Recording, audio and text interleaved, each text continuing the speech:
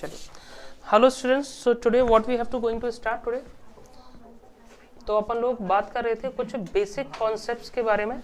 Income tax के अंदर कुछ इंपॉर्टेंट जो बेसिक कॉन्सेप्ट हैं जो चैप्टर 1 के अंदर, उनके बारे में हम यहाँ पर कुछ बातें कर रहे थे। करेक्ट, हमने कुछ इंपॉर्टेंट डेफिनेशंस यहाँ पर देखी थी। What is the previous year, what is the assessment year. Correct, person की डेफिनेशन देखी थी जहाँ पर हमने डिफरेंट इंडिविजुअल्स देखे थे, partnership firms, AOP, BOI, local authorities, ये सारी चीज़ें वहाँ पर हम लोगों ने देखी हुई थी। करेक्ट, अब यदि हम और आगे बातें करें तो जो सबसे इम्पॉर्टेंट इस चैप्टर के अंदर जहाँ से क्वेश्चंस पूछे जाते हैं अल्टीमेटली यदि मैं बोलूँ तो वो टैक्स रेट्स हैं। करेक्ट, आप लोगों को पता होना चाहिए कि किस पर्टिकुलर असेसी या किस पर्टिकुलर पर्सन के लिए कौन सी टैक्स रेट और टैक्स रेजिम एप्लीकेबल होगी। करेक्ट, तो यहाँ पर हम कुछ टैक्स रेट्स पढ़ेंगे डिफरेंट इंडिविजुअल्स की, इंडिविजुअल की, पार्टनरशिप फर्म्स की, एओपी, बीओआई, लोकल अथॉरिटीज़ की, कंपनीज के केस में, एचयूएफ के केस में, हर एक डिफरेंट इंडिविजुअल एसएससी के केस में। चलिए, तो आज का अपन डिस्कशन अपन स्टार्ट करते हैं और सबसे पहले अपन जो टैक्स रेट्स देखेंगे वो हम जनरल टैक्स रेट्स देखते हैं, जिसके ऊपर मैंने देखो लिखा भी हुआ है optional tax regime. What it means sir optional tax regime? देखो, ये आपके जो नॉर्मल प्रोविजंस नहीं है इनकम टैक्स एक्ट के अंदर, ये उनके अकॉर्डिंग हम यहाँ पर चीज़ें टैक्स रेट्स कैलकुलेट करती है यदि आप कोई और पर्टिकुलर स्कीम को ऑप्ट आउट नहीं करते हो तो। Correct, yes sir. चलिए, तो this is the optional tax regime. चलिए, नहीं पा रहा है मैं, ठीक है। चलिए, तो this is your optional tax regime. Optional tax regime के बारे में यदि अपन बात करें इंडिविजुअल के केस में, तो देखो सबसे पहले जो मैंने बात की है वो बात करी है इंडिविजुअल, एचयूएफ, एओपी, बीओआई और आर्टिफिशियल ज्यूरिडिशियल पर्सन। बच्चों ध्यान रखना, मैंने यहाँ पर इंडिविजुअल के रिगार्ड में रेजिडेंट और नॉन रेजिडेंट अलग से क्लासीफाई नहीं किया कि ये रेजिडेंट के लिए और ये नॉन रेजिडेंट के लिए। करेक्ट, तो अल्टीमेटली मैंने क्या बोला कि इंडिविजुअल के केस में आप लोग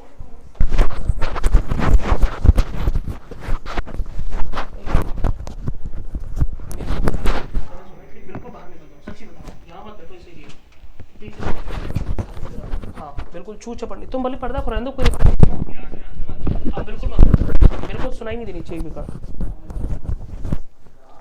यदि हम इंडिविजुअल, एचयूएफ, एओपी और बीआई और आर्टिफिशियल ज्यूरिडिशियल पर्सन के बारे में बात करें तो यहाँ पर सबसे पहले जो टैक्स रेट्स मैंने बताई है यहाँ पर आपको 0 to 2,50,000 2.5 लाख रुपए तक नील रहेगी।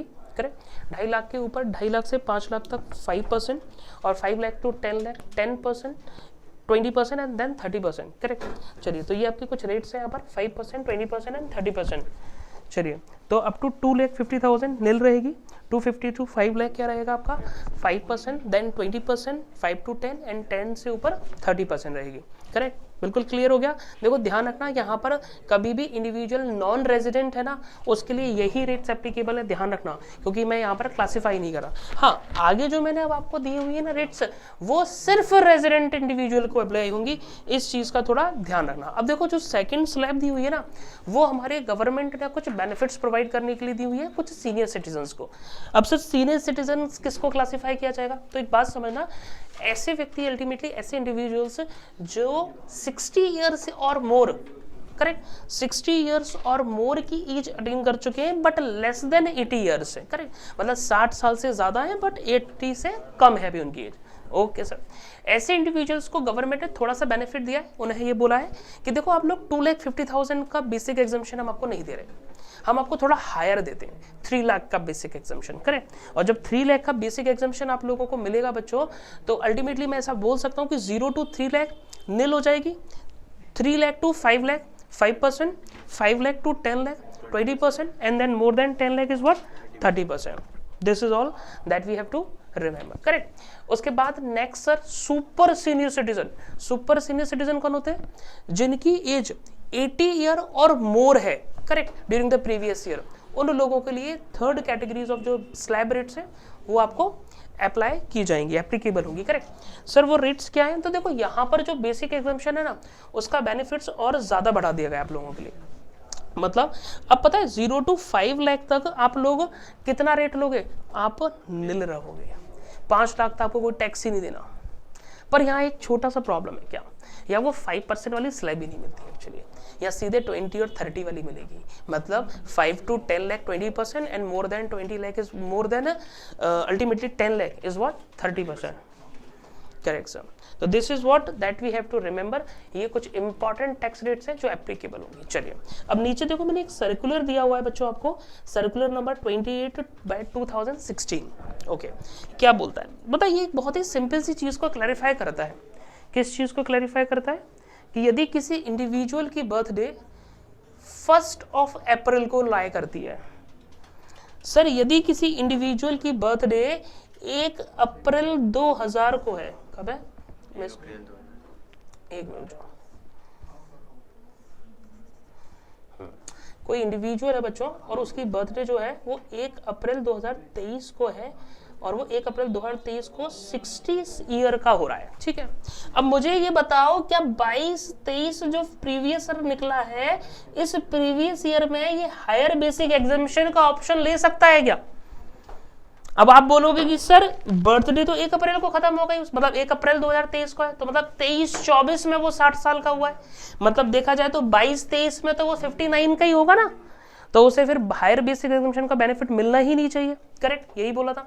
अब एक चीज ध्यान रखना, नोटिफिकेशन के थ्रू ये चीज क्लेरिफाई की गई थी पर्टिकुलर सर्कुलर के द्वारा, सीबीडीटी के द्वारा, क्या कि यदि कोई पर्सन अपनी डेट, अपनी एज 1 अप्रैल 23 को अटेन करता है तो जस्ट जो प्रीवियस प्रीसीडिंग डे होगा ना उनका, वो पर्टिकुलर डे पर उनका ये माना जाएगा कि वो बर्थडे पूरा कंप्लीट हो गया है, मतलब वो 60 ईयर की जो एज है वो 31 मार्च को वो अटेन कर लेंगे, correct.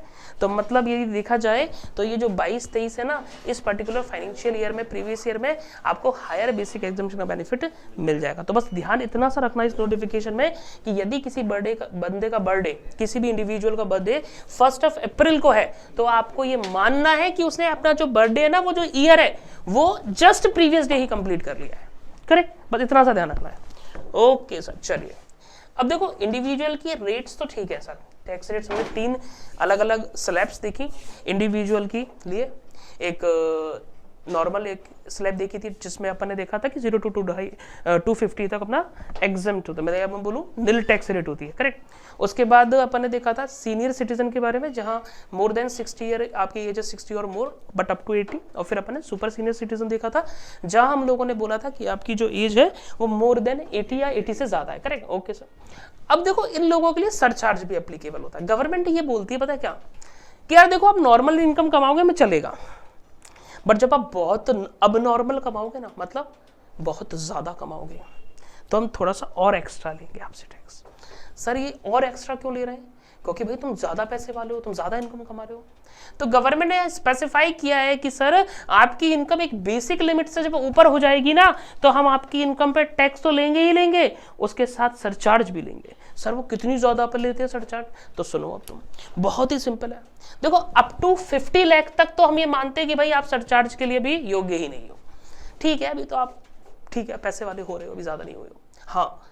But if your income is more than 50 lakh but up to 1 crore, ध्यान रखना अच्छे से, more than 50 lakh but up to 1 crore, 50 lakh से 1 करोड़ तक के बीच यदि आपकी इनकम है तो आपको 10% के रेट से स्लैब सरचार्ज चार्ज किया जाएगा, बिल्कुल सर।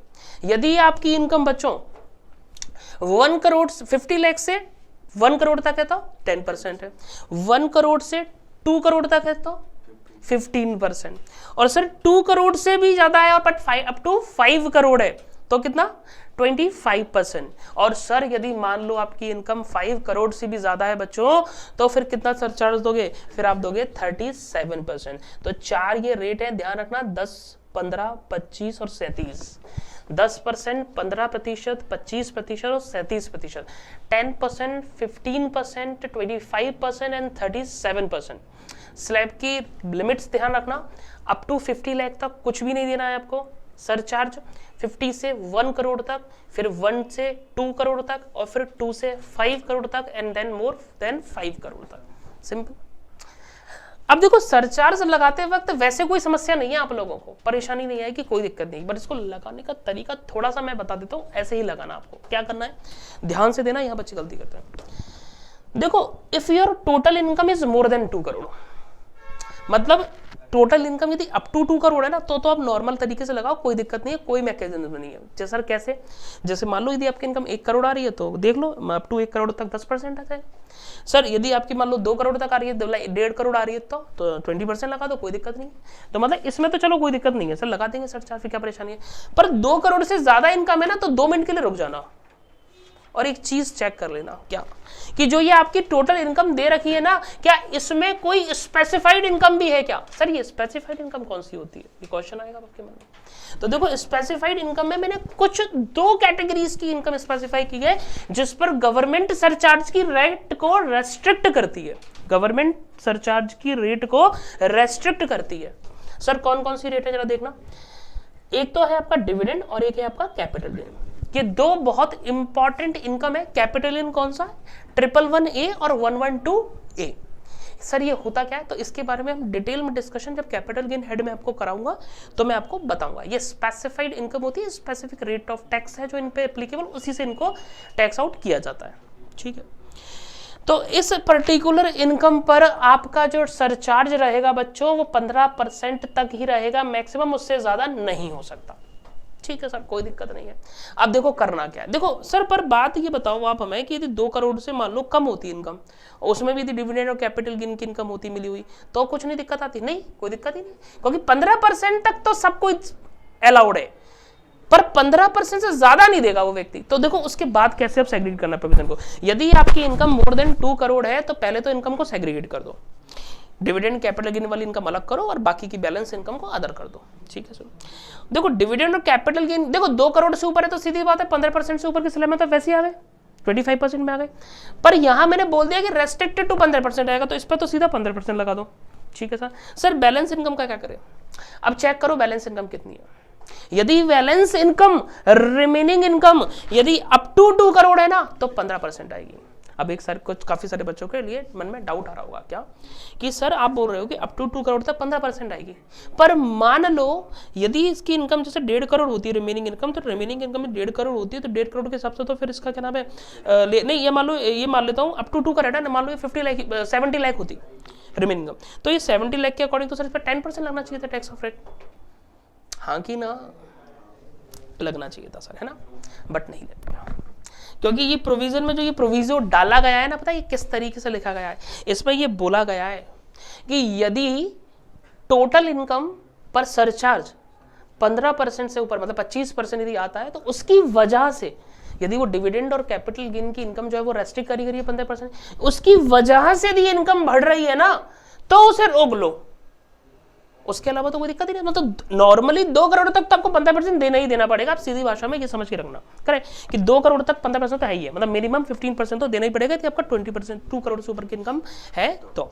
अब मैं आपको इसके लिए 1-2 एग्जाम्पल भी करा देता हूँ नीचे, और 2 करोड़ से ज्यादा है तो आपका 25% है और देन 37% है, ठीक है। इसको मैं अच्छे से समझाता हूँ, यहाँ पे आइए जैसे एग्जाम्पल देखते हैं। देखो इस एग्जाम्पल को अपन लोग अच्छे से देखें बच्चों, ध्यान से देखें तो आप एक चीज नोटिस करोगे, क्या नोटिस करोगे कि आप लोगों ने एक चीज आइडेंटिफाई की होगी, क्या आइडेंटिफाई की होगी सर, देखो चलिए तो सबसे पहले अपन देखते हैं एग्जांपल के अंदर, सबसे पहले case number A. Case number A में बोला है टोटल इनकम की 100 करोड़ थी जिसमें से 80 कैपिटल गेन है और 20 बैलेंस। देखो मैंने बोला 100 करोड़ है ना, 2 करोड़ से कम है ना, 2 करोड़ से कम है, देखना ही नहीं है, आंख बंद करके लगानी सीधी स्लैब्स। अप टू 1 करोड़ है, यस सर, 50 लाख से 1 करोड़ तक होती है तो कितनी होती है 10%, सीधा आंख बंद करके 10% लगा दो दोनों पे, कोई टेंशन ही नहीं लेनी, अभी तो सेग्रीगेशन का नाम ही नहीं लेना 2 करोड़ से पहले तो, ठीक है सर। 140 दिमाग ही मत लगाओ कितनी कितनी किसकी है, सीधे लगाओ, कैसे 140 है तो मतलब more than 1 crore but up to 2 crore है तो मतलब 15% की स्लैब में आएगी, सीधे 15% ठोक दो, कुछ मत देखो कि बैलेंस कितनी है, स्पेसिफाइड कितनी है, तो मैं सीधे ठोक देता हूँ 15%, ये लो, मैंने चेक भी नहीं किया कि कितना किसका था, करेक्ट, ओके सर। सर 380 है, रुक जाओ, मोर देन 2 करोड़ है, अब देखेंगे, अब देखो मोर देन 2 करोड़ है, ओके तो मतलब ये 3 करोड़ टू 5 करोड़ वाली स्लैब में आ रही है, यस सर, और 3 करोड़ टू 5 करोड़ वाली जो स्लैब है उसमें 25% रेट होती है, यस सर।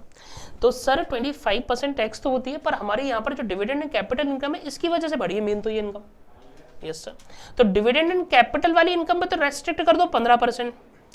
अब आप बोलोगे कि सर इस पे 25 लगना चाहिए था, तो ये देखो बैलेंस इनकम कितनी है, अपन बैलेंस इनकम पे चेक करते हैं ना फिर बाकी की लिमिट तो, और बैलेंस इनकम आपकी अप टू 2 करोड़ है ना, हाँ यस सर। तो balance income up to 2 crore है तो 15%। ये देखो मैंने ऊपर लिखा है प्रोविजन, जब अपन सेग्रीगेट करते हैं तो अब आपको एप्लीकेशन समझ में आएगी। अप टू 2 करोड़ 15%, समझ रहे हो ना। जब सेग्रीगेशन होगा तो रेट ये है अप टू 2 करोड़ के लिए, पर यदि सेग्रीगेशन नहीं है, 2 करोड़ से कम है इनकम, तो फिर नॉर्मल 10% वाला भी बेनिफिट मिल जाता है यदि 1 करोड़ तक होता तो। Got it. कई बच्चे कंफ्यूज होते हैं इस चीज में। चलो नेक्स्ट देखो 640 है। यस सर, ये तो सर 37% वाली स्लैब में पहुंच गया, 5 करोड़ से ऊपर है। कोई बात नहीं, पहले तो सेग्रीगेट करके देखो क्या आ रहा है। देखो इस पर तो 15% रेस्ट्रिक्ट रहेगा 550 पे, तो क्योंकि तो डिविडेंड और कैपिटल है, तो इस पर तो 15% सर रेस्ट्रिक्ट कर दिया मैंने। सर बाकी ये जो 90 करोड़ है ना बैलेंस इनकम, कितना है? अप टू 2 करोड़ है, 10%, कितना 10 नहीं 15%, 15% करें। यस सर 15%, कोई दिक्कत यहाँ तक। चलो नेक्स्ट देखते हैं। 420 है सर, कोई बात नहीं, 2 करोड़ से ऊपर है, सीधा अलग करो। डिविडेंड इनकम कितनी है? 100, इस पर तो 15 पे रेस्ट्रिक्ट कर दो। रिमेनिंग इनकम कितनी है? 320 आ रही है सर इस बार तो, मतलब ये तो 3 करोड़ से ऊपर वाली स्लैब में आ रही है। और 3 करोड़ से ऊपर वाली स्लैब कितने % की होती है? 25% की सर, तो 25% लगा दिया, इजी। उसके बाद मान लो 650 आ रहा है, इसमें 100 आपकी डिविडेंड कैपिटल इनकम है, जिस पर अपन टैक्स कितना लगाएंगे? मिनिमम रेस्ट्रिक्टेड है तो 15% फिक्स ही है। और हाँ, यदि सर आपकी जो बैलेंस इनकम है उस पर कितना लगेगा सर? वो तो ऑलरेडी 5 करोड़ से ऊपर है, तो 30% की सेव में आ जाएगी। करेक्ट, तो इजी था, समझ में आ गया सबको बहुत अच्छे से, कोई परेशानी किसी को डाउट? चलिए अब अपन थोड़ा और आगे चल सकते हैं बच्चों। चलिए अब सर हमने इंडिविजुअल की टैक्स रेट्स तो देखी और उसकी सरचार्ज की रेट भी देखी। अब हम नेक्स्ट एसएससी के बारे में बात करते हैं, that is called domestic company. और डोमेस्टिक कंपनी के बारे में यदि बच्चों मैं आप लोगों से बात करूं तो एक चीज ध्यान रखना कि डोमेस्टिक कंपनी के केस में रेट ऑफ टैक्स जो है वो 2 ही होने को, तो क्या कि नॉर्मल टैक्स रेट जो इंडियन कंपनीज होती है उनके लिए 30% टैक्स रेट और फॉरेन कंपनीज के लिए 40% रेट, नॉर्मल तो यही है। बट एक छोटा सा प्रोविजो है वहां पे एक्चुअली में, पता है प्रोविजो क्या बोलता है कि यदि किसी कंपनी, डोमेस्टिक कंपनी की,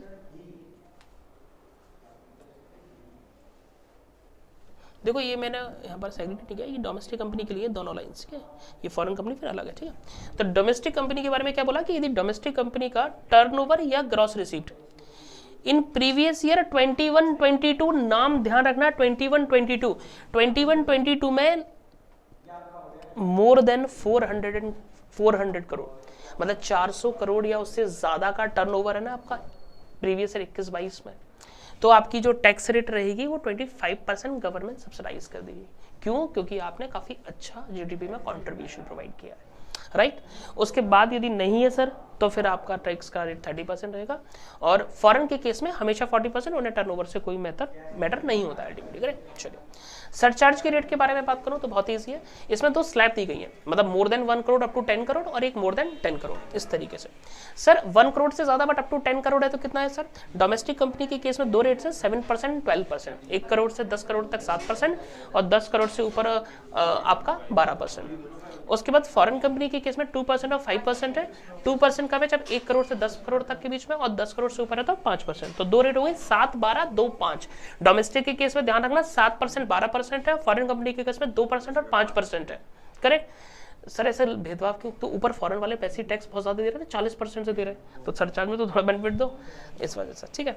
चलिए इसके बाद मैंने नीचे एक नोट लिखा हुआ है कि डोमेस्टिक कंपनी जो है वो अलग एक सेक्शन होता है 115 BAA, BAB, करेक्ट। ये अलग टैक्स रेजिम्स है, स्कीम्स है जहां पर आप इस ऑप्शन को भी ऑप्ट इन कर सकते हो, करेक्ट।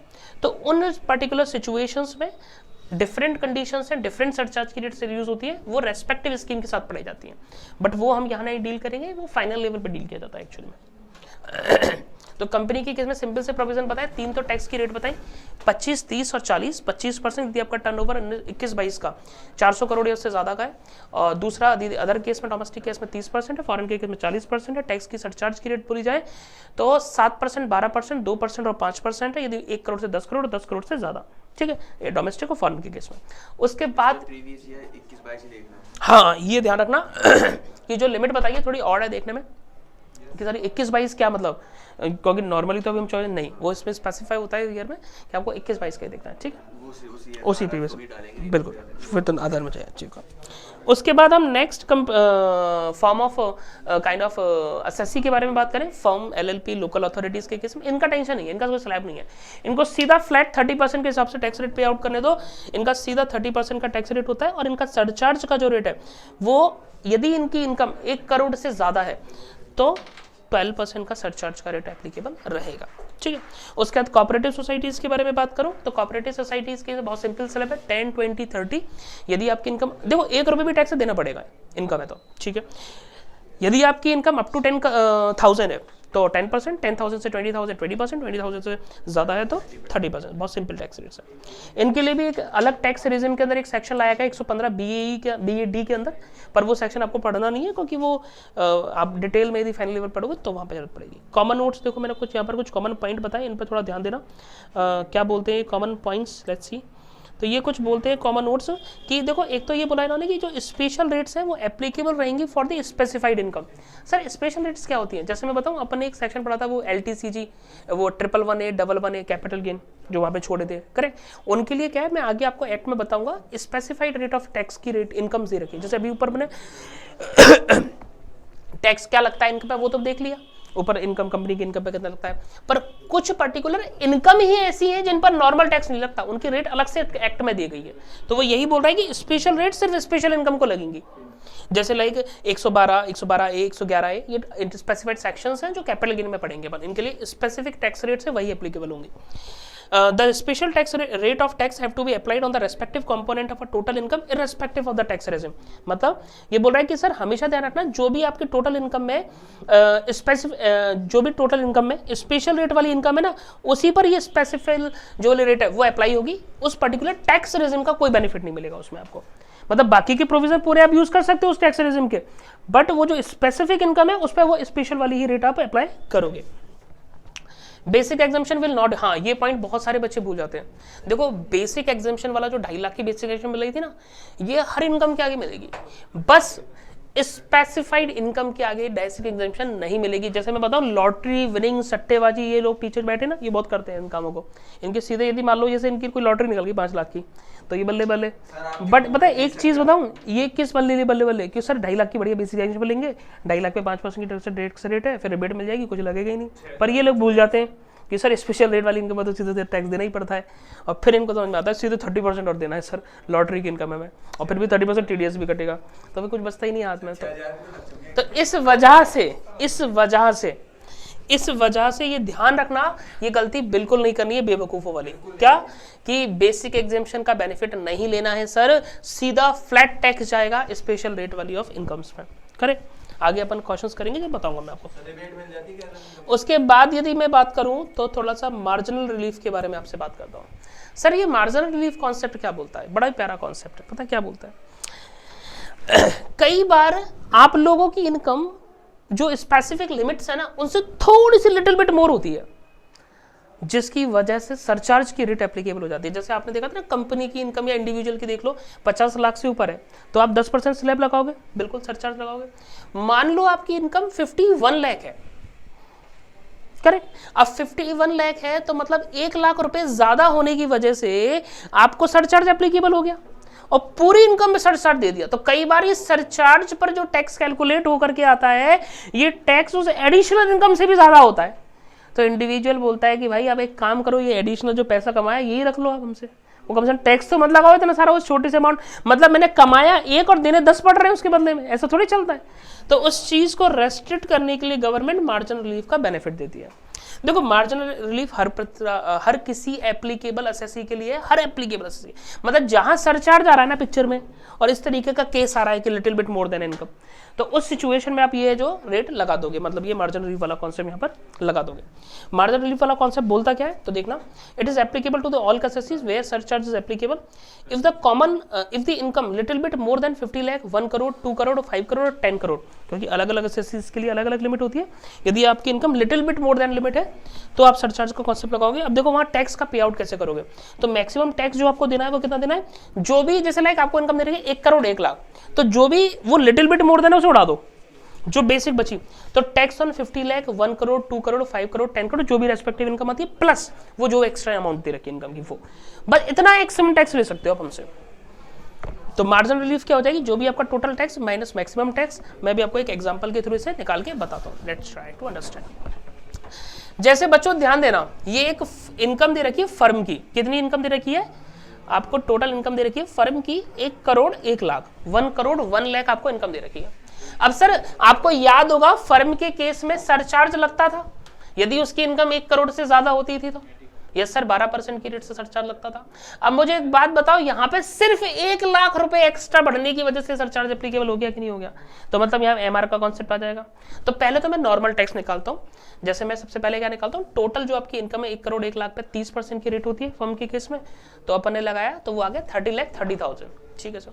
उसके बाद हम 12% सरचार्ज एप्लीकेबल कर देंगे, 30,30,000 का यदि आप 12% करोगे तो दैट कम्स टू 3,63,600, दोनों को प्लस कर देते हैं, that comes to total tax amount of is what 33,93,600। This is the ultimate amount of tax that you have to pay, okay.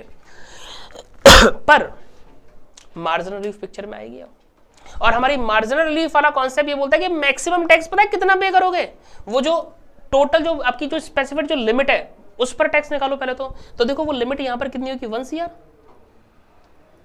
क्योंकि 1 CR से लिटिल बिट मोर देन है, ठीक है सर। तो 1 CR पे तो आप अलग से टैक्स लगाओ पहले, टैक्स ऑन 1 CR, और ये 1 लाख जो एक्स्ट्रा बचा हुआ है ना, इसको भाई साहब अलग से दे दो, एक काम करो तो ठीक है, तो 1 लाख तो हम अलग से दे देते हैं, और ये जो 1 CR है इस पर सीधे 30% की टैक्स रेट लगाते हैं, और जो भी अब अमाउंट आएगा that is your maximum amount of tax that you have to pay to the government of India. Sir देखा जाए बच्चों तो यहां कितने रुपए की मार्जिन रिलीफ हो गई, सर इन दोनों को माइनस कर दे, इतने रुपए का हमें बेनिफिट मिल गया, and that is our marginal relief. बोलो आया कि नहीं आया, आ गया। अब सुनो, यहां तक किसी को कोई परेशानी है, कोई डाउट है तो आप लोग पूछ सकते हो, वैसे मैंने नीचे यहां निकाल रखा है, ठीक है। चलो यहां तक कोई परेशानी, कोई डाउट, चलिए उसके बाद आगे बढ़ते हैं और थोड़ा सा और आगे चीजें देखते हैं। नेक्स्ट कॉन्सेप्ट है रिबेट के बारे में, rebate for resident individuals. Resident individuals को 87A में रिबेट मिलती है, पता है कब मिलती है, जब वो रिबेट जो इंडिविजुअल है वो इनकम जो आपकी अर्न कर रहा है वो अप टू 5 लाख है, 5 लाख से ज्यादा नहीं होनी चाहिए आपकी, तभी मिलेगी रिबेट। दूसरा रिबेट जो है वो आपको मैक्सिमम जो मिल सकती है वो 12,500 रुपए, 12,500 is maximum limit, correct.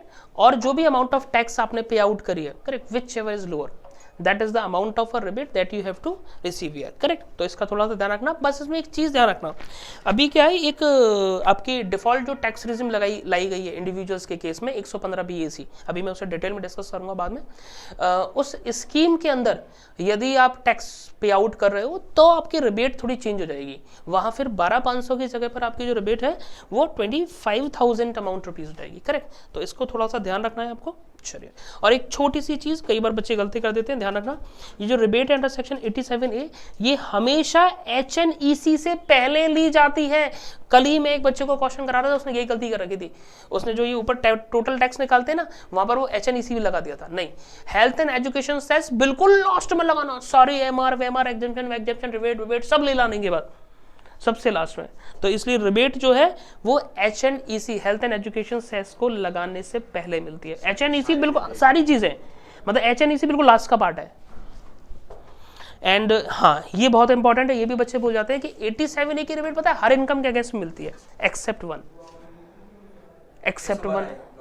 LTCG sir, long term capital gain under section 112A that is taxable at the rate of 10% in excess of 1 lakh. याद हो यदि आपको तो कोई बात नहीं, मैं आगे कराऊंगा आपको वो चैप्टर कैपिटल गेन, तो वहां पे हम इस सेक्शन के बारे में डिटेल में डिस्कशन करेंगे। बस ध्यान ये रखना है कि 112A वाली जो इनकम है LTCG वाली, वहां पर आपको रिबेट का प्रोविजन एप्लीकेबल नहीं होता उस इनकम के आगे, ठीक है। चलिए ओके, तो सर बच्चों आज के लिए अपन यहीं पे रुकते हैं, बाकी की बातें अपन आगे करेंगे। तो दैट इज ऑल अबाउट, बस अब आपका जो नेक्स्ट जो एक कॉन्सेप्ट रह गया है वो सिर्फ आपको स्पेशल जो टैक्स रेट है 115BAC वो बतानी है मेरे को, तो वो मैं आपको नेक्स्ट वीडियो में बताऊंगा। Thank you for joining today. यदि आपको ये वीडियो अच्छा लगे तो please make it comment, share, subscribe, like as much as possible. Bye bye, take care, चलिए।